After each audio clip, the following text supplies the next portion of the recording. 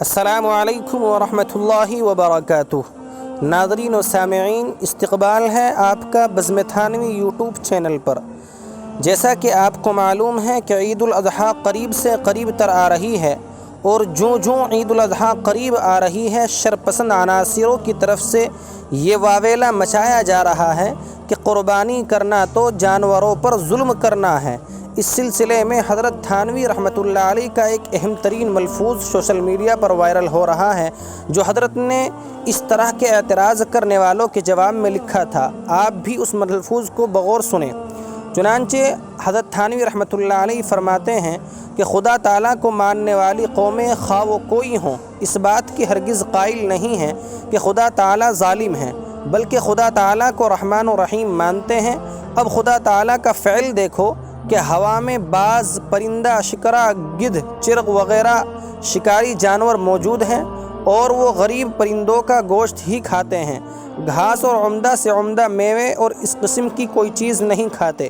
نیز دیکھو پانی میں کس قدر خونخوار جانور موجود ہیں، گھڑیال اور بڑی مچھلیاں چھوٹے چھوٹے باقی پانی میں رہنے والے جانوروں کو کھا جاتے ہیں، بلکہ بعض مچھلیاں تو قطب شمالی سے قطب جنوبی تک شکار کے لیے جاتی ہیں، مکڑی مکھیوں کا شکار کرتی ہیں، بندروں کو چیتا مار کر کھا جاتا ہے۔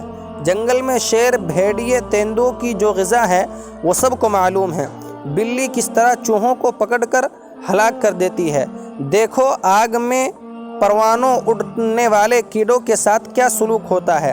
اب بتلاؤ کہ اس نظارہ عالم اللہ تعالیٰ کے قدرتی نظام کو دیکھ کر کوئی کہہ سکتا ہے کہ یہ ذبح کا قانون جو عام طور پر جاری ہے یہ کسی ظلم کی بنا پر ہے؟ ہرگز نہیں۔ پھر انسان پر جانوروں کے ذبح کرنے کے الزام کا کیا مطلب؟ انسان کے جسم میں جوئیں پڑ جاتی ہیں یا کیڑے پڑ جاتے ہیں، کیسے بے باکی سے ان کو ہلاک کیا جاتا ہے اور مارنے کی کوشش کی جاتی ہے، کیا اس کا نام ظلم رکھا جاتا ہے؟ جب اسے ظلم نہیں کہتے کہ اعلیٰ کی خاطر ادنا کا قتل جائز ہے، تو جانور کے ذبح کرنے پر اعتراض کیوں ہو سکتا ہے؟ بلکہ غور کرو اور ملک الموت کو دیکھو، کیسے کیسے انبیاء اور رسولوں اور بادشاہوں، بچے، غریب، امیر، سوداگر سب کو جان سے مار دیتے اور دنیا سے نکال دیتے ہیں۔ اگر ہم جانوروں کو عید الاضحیٰ میں اس لیے ذبح نہ کریں کہ ہمارا ذبح کرنا رحم کے خلاف ہے، تو کیا اللہ تعالیٰ ان کو ہمیشہ زندہ رکھے گا اور ان پر حکم ہوگا کہ وہ نہ مریں؟ اس تمہید کے بعد گزارش ہے کہ اگر جانوروں کو ذبح کرنا خلاف رحم ہوتا تو اللہ تعالیٰ شکاری اور گوشت خور جانوروں کو پیدا نہ کرتا۔ نیز اگر ان کو ذبح نہ کیا جائے تو خود وہ بیمار ہو کر مریں گے۔ بس غور کرو کہ ان کے مرنے میں کیسی تکلیف ان کو لاحق ہوگی۔ قانون الہی میں ہم دیکھتے ہیں کہ ہر چیز بے حد بڑھنا چاہتی ہے۔ اگر ہر ایک برگد کے بیج حفاظت سے رکھے جائیں تو دنیا میں برگد ہی برگد ہوں گے اور دوسری کوئی چیز نہ ہوگی، مگر دیکھو ہزار جانور اس کا پھل کھاتے ہیں۔ اس سے پتہ چلتا ہے کہ اس کے بڑھنے کو روکنا اللہ تعالیٰ کی مرضی ہے۔ جب یہ قدرت کا نظام موجود ہے تو ذبح کرنا اللہ تعالیٰ کی مرضی کے خلاف کیوں ہوگا؟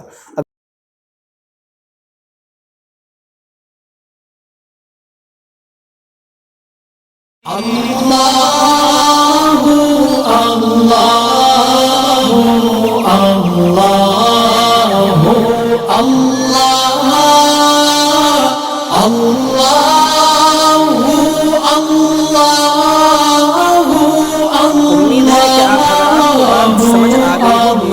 السلام علیکم ورحمۃ اللہ وبرکاتہ۔